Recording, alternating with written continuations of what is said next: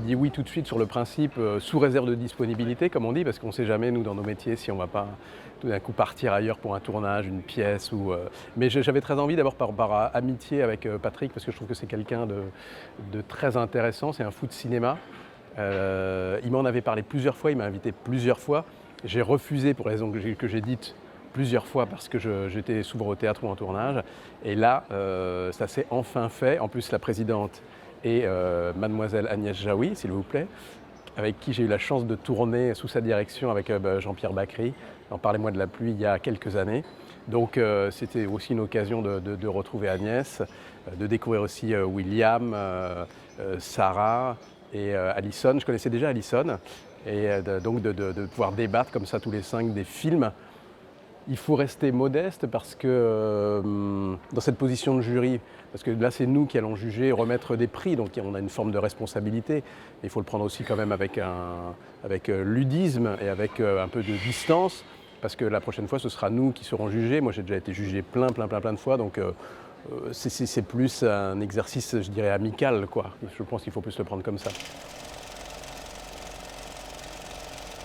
Je suis venu plusieurs fois ici à Saint-Jean-de-Luz pour tourner il n'y a pas très longtemps une série qui s'appelle Filles du Feu, qui parlait du massacre des sorcières dans le Pays Basque au début du XVIIe en France. J'ai tourné au Fort, là pas très loin d'ici, mais je suis arrivé le matin, on m'a maquillé, etc. J'ai tourné et je suis reparti dès l'après-midi. Et puis les autres fois, je suis venu au festival présenter un très joli film avec Claude Brasseur qui s'appelle L'étudiante et Monsieur Henry. Mais je suis venu une journée, pareil. J'étais venu jouer au théâtre, pareil, une journée. Donc là, j'ai enfin une semaine. Alors, je suis occupé, j'ai pas beaucoup le temps de faire de tourisme, mais pour m'imprégner un peu et visiter cet endroit qui est magnifique et chargé d'histoire aussi.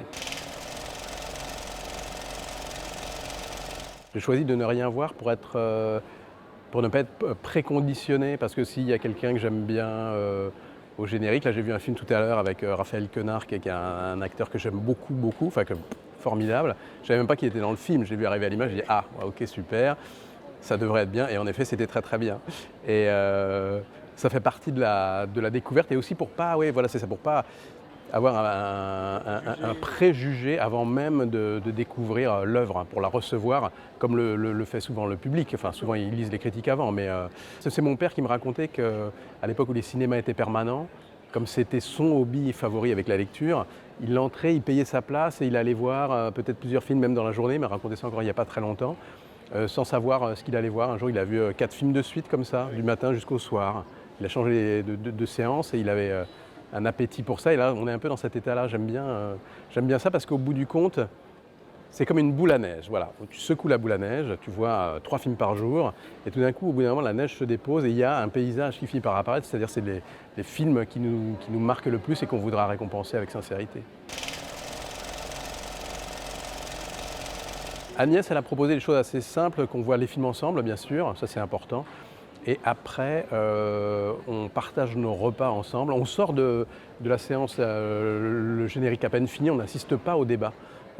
Malheureusement, parce que moi j'adore ça, mais pour aussi rester vraiment sur le film et pas sur des à côté qui pourraient influer notre décision.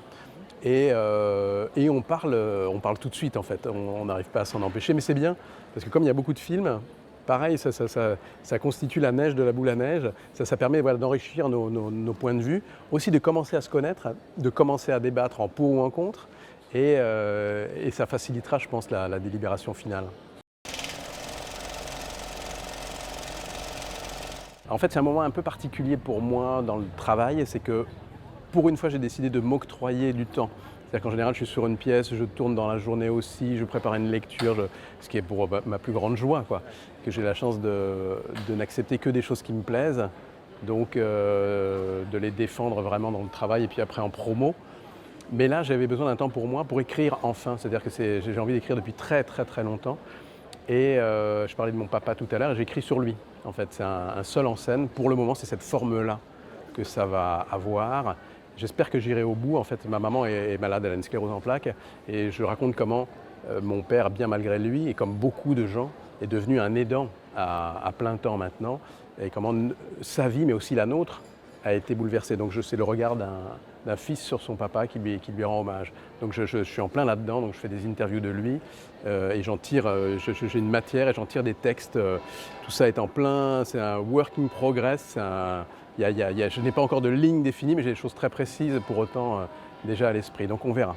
C'est comme si c'était un peu un moment de point pour moi et je regarde ce que j'ai vraiment jamais fait et ce que j'ai vraiment envie de faire. Le seul en scène jamais et l'écriture jamais. Donc je mets les deux difficultés en une et j'y vais.